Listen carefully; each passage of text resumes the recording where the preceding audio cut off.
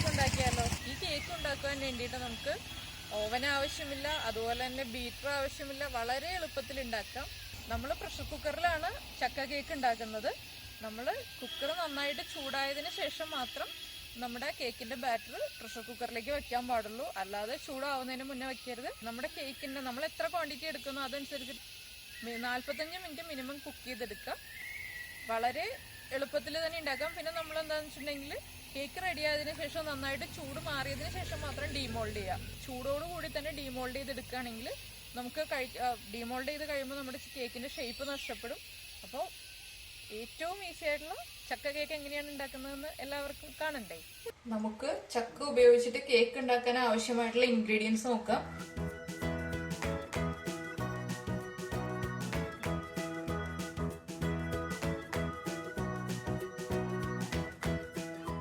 നമ്മള് measuring കപ്പില് 2 cup ചക്ക എടുത്തിട്ടുണ്ട്. 2 കപ്പ് അമർത്തി അളന്നതാണ്. അതിന് 1.5 കപ്പ് ശർക്കര, ചീവി എടുത്ത ശർക്കര 1.5 കപ്പ് എടുത്തിട്ട് അതിലേക്ക് 1 കപ്പ് വെള്ളം ചേർത്തിട്ട് മെൽറ്റ് ചെയ്തെടുത്തതാണ്.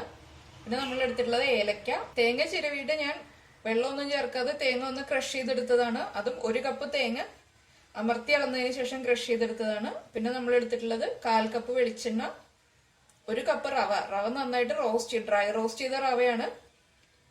പിന്നെ എടുത്തിട്ടുള്ളത് സോഡ പൗഡറും ഉപ്പും. ആദ്യം നമുക്ക് ശർക്കരപ്പാനിയും ചക്കയും ചേർത്തിട്ട് മിക്സിയിൽ നന്നായിട്ടൊന്ന് അരച്ചെടുക്കാം.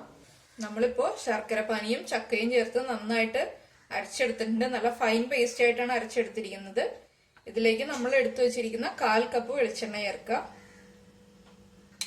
നമ്മുടെ മധുരം ബാലൻസ് ചെയ്യാൻ വേണ്ടിയിട്ട് 1 പിഞ്ച് ഉപ്പ് ചേർക്കുക. 1 പിഞ്ചിൽ കൂടുതലായി പോകരുത്. അതുപോലെ തന്നെ നമ്മൾ ചതച്ച് വെച്ചിരിക്കുന്ന ഏലക്കയുടെ സീഡ്സ് ചേർക്കുക. പിന്നെ നമ്മൾ ചേർക്കുന്നത് തേങ്ങ ചിരവിയതാണ്. ഇതിപ്പോ ഞാൻ തേങ്ങ ചിരവിയതിനു ശേഷം ഒന്ന് ക്രഷ് ചെയ്തെടുത്തിട്ടുണ്ട്. ക്രഷ് ചെയ്തിട്ട് എടുക്കുന്നതാണ് കൂടുതൽ നല്ലതായിട്ടുള്ളത്. നമ്മുടെ തേങ്ങ നല്ല എല്ലാം ഒരുപോലെ തന്നെ ഇരിക്കും. ഇല്ലെങ്കിൽ നമ്മൾ തേങ്ങ ചിരവിയ പോലെ തന്നെ ചേർക്കണമെങ്കിൽ ചില പീസൊക്കെ വലുതായിരിക്കും. ഇതിലേക്ക് ഇനി നമ്മൾ 1 കപ്പ് റവ ഡ്രൈ റോസ്റ്റ് ചെയ്തെടുത്തിട്ടുണ്ട്. ഇതിന്റെ പകുതി ചേർക്കാം. പകുതി ചേർത്ത് മിക്സ് ചെയ്തതിന് ശേഷം നമുക്ക് അടുത്ത പകുതി ചേർക്കാം. നന്നായിട്ട് മിക്സ് ചെയ്തെടുക്കുക.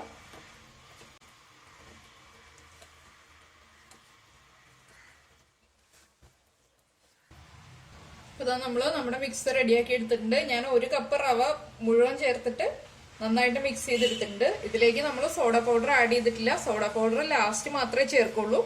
കേക്ക് റെഡിയാക്കി എടുക്കാൻ വേണ്ടിയിട്ട് നമ്മളിപ്പോ ഓവനിലല്ല ചെയ്യുന്നത്, ഞാൻ പ്രഷർ കുക്കറിലാണ് കേക്ക് റെഡിയാക്കി എടുക്കുന്നത്. അപ്പോ ഇതുപോലൊരു പാത്രം എടുത്തിട്ടുണ്ട്. ഇതിപ്പോ ഒരു സ്റ്റീൽ പാത്രമാണ് എടുത്തിട്ടുള്ളത്. നമ്മുടെ കുക്കറിന്റെ ഉള്ളിൽ ഇരിക്കുന്ന രീതിയിലുള്ള പാത്രം വേണം. ഈ പാത്രത്തിൽ ഇപ്പൊ ഞാൻ കുറച്ച് വെളിച്ചെണ്ണ തടവി വെച്ചിട്ടുണ്ട്. നെയ്യ് തടവണമെങ്കിൽ നെയ്യ് തടവാ. ഞാനിപ്പോ ഇതിൽ ചേർത്തത് വെളിച്ചെണ്ണയാണ്, തേങ്ങയും ചേർത്തിട്ടുണ്ട്. അതുകൊണ്ടാണ് വെളിച്ചെണ്ണ തടവിയിട്ട് എടുത്തത്.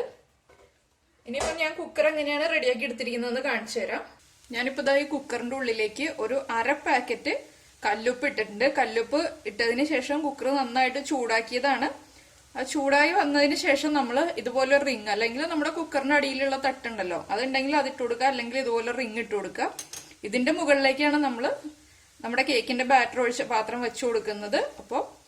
ഇപ്പൊ ഉപ്പ് നന്നായിട്ട് ചൂടായി വന്നിട്ടുണ്ട്. കൈ പൊള്ളാതെ വേണം നമ്മൾ പാത്രം വെക്കാൻ വേണ്ടിയിട്ട്. ഉപ്പിലേക്ക് നമുക്ക് ഒരു റിങ് വെച്ചു കൊടുക്കാം. നമ്മുടെ പാത്രം ലെവലായിട്ട് ഇരിക്കാൻ വേണ്ടിയിട്ടാണ് നമ്മൾ റിങ് വെച്ചു കൊടുക്കുന്നത്.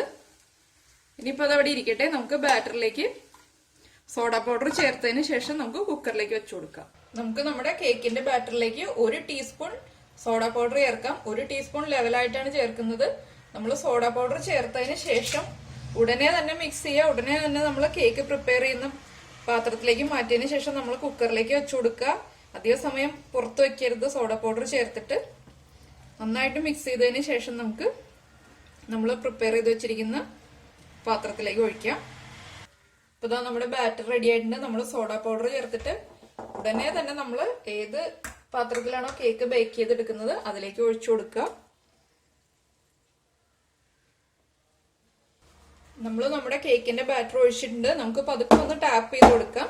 എയർ ബബിൾസ് എന്തെങ്കിലും ഉണ്ടെങ്കിൽ പുറത്തേക്ക് പോകാൻ വേണ്ടിയിട്ടാണ് നമ്മളൊന്ന് ഇങ്ങനെ തട്ടി കൊടുക്കുന്നത്. ഇനി നമുക്കിത് നമ്മൾ ചൂടാക്കി വെച്ചിരിക്കുന്ന പ്രഷർ കുക്കറിലേക്ക് വെച്ചു കൊടുക്കാം. ഇപ്പൊ ഞാൻ കുക്കർ ഓഫ് ചെയ്തു. എന്താണെന്ന് വെച്ചിട്ടുണ്ടെങ്കിൽ കൈ പൊള്ളാതിരിക്കാൻ വേണ്ടിയിട്ടാണ് ഞാൻ കുക്കർ ഓഫ് ചെയ്തത്.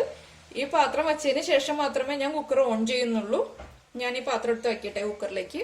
നമ്മുടെ കേക്കിന്റെ മിക്സ് ഒഴിച്ചു വെച്ച പാത്രം നമ്മൾ പ്രഷർ കുക്കറിലേക്ക് വെച്ചിട്ടുണ്ട്. കൈ പൊള്ളാതെ വെക്കണം. വെക്കുമ്പോൾ നമ്മൾ കുക്കർ അടയ്ക്കുമ്പോൾ കുക്കറിന്റെ ബീഡിംഗ് ഒന്നും അഴിച്ചു വെക്കേണ്ട. കുക്കർ ബീഡിംഗ് ഇട്ടിട്ട് തന്നെയാണ് നമ്മൾ അടയ്ക്കുന്നത്.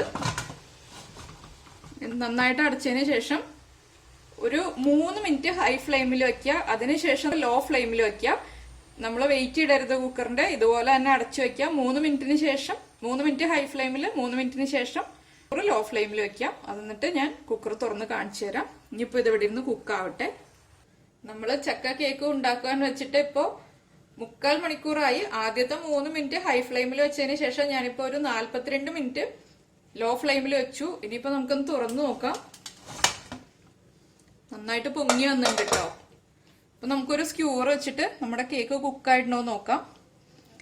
നന്നായിട്ട് കുക്കായിട്ടുണ്ട്. കുക്ക് ആയിട്ടില്ല എന്നുണ്ടെങ്കിൽ നമ്മളിങ്ങനെ സ്ക്യൂറിൽ കുത്തുമ്പോൾ സ്ക്യൂറിൽ പിടിക്കും. കുക്കായി കഴിഞ്ഞിട്ടാണെങ്കിൽ ഇതുപോലെ പിടിക്കില്ല. പിന്നെ നമുക്ക് ഇതിന്റെ ചൂട് നന്നായി മാറിയതിന് ശേഷം പുറത്തേക്ക് എടുക്കാം. ചൂട് നന്നായിട്ട് കുറഞ്ഞു വരട്ടെ. ഇപ്പൊ ഇതാ നമ്മുടെ ചക്ക കേക്ക് നമ്മൾ ഡീമോൾഡ് ചെയ്തിട്ടുണ്ട്. നല്ല സോഫ്റ്റ് ആണ്. ഇപ്പൊ ചൂടൊക്കെ നന്നായിട്ട് കുറഞ്ഞതിന് ശേഷമാണ് ഞാൻ ഡീമോൾഡ് ചെയ്തെടുത്തത്. ഇനിയിപ്പോ നമുക്കൊന്ന് കട്ട് ചെയ്ത് നോക്കാം എങ്ങനെയുണ്ടെന്ന്. നല്ല സോഫ്റ്റ് ആയതുകൊണ്ട് തന്നെ വളരെ എളുപ്പത്തിൽ കട്ട് ചെയ്യാം കേട്ടോ. ഇതിലിപ്പോ നമുക്ക് കാഷ്യൂ നട്ട്സ് ആഡ് ചെയ്യണമെങ്കിൽ കാഷ്യൂ നട്ട്സ് ആഡ് ചെയ്യാം. റൈസിൻസ് ആഡ് ചെയ്യണമെങ്കിൽ റൈസിൻസ് ആഡ് ചെയ്യാം. ഞാനിപ്പോ ഇതൊന്നും ചേർക്കാതെയാണ് ചെയ്തത്. എന്താന്ന് വെച്ചിട്ടുണ്ടെങ്കിൽ എനിക്കിതൊന്നും ചേർക്കാത്ത കേക്ക് കഴിക്കാൻ തോന്നി. അതുകൊണ്ടാണ് ഞാനിതൊന്നും ചേർക്കാതെ ചെയ്തത്. കണ്ടോ, നന്നായിട്ട് കുക്കായി വന്നിട്ടുണ്ട്. നല്ല ഭംഗിയുള്ള ഒരു കളർ വന്നിട്ടില്ലേ നമ്മുടെ കേക്കിന്. അപ്പൊ എല്ലാവരും ചക്ക ഉപയോഗിച്ചിട്ട് കേക്ക് ഉണ്ടാക്കി കഴിക്കുക. ഇതിപ്പോ ഓവൻ ഇല്ലാത്ത ആളുകൾക്കും ചെയ്യാൻ പറ്റുന്ന രീതിയിലാണ് ഞാനിപ്പോ ചെയ്തത്.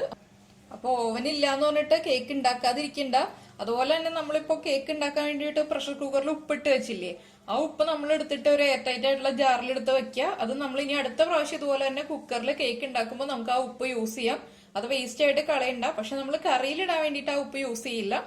ഓവനുള്ള ആളുകൾ ഓവനിൽ വെച്ചിട്ട് കേക്ക് ഉണ്ടാക്കുക. ഓവൻ ഇല്ലാത്ത ആളുകൾ ഇതുപോലെ നമുക്ക് പ്രഷർ കുക്കറിൽ വെച്ചിട്ട് കേക്ക് ഉണ്ടാക്കാം.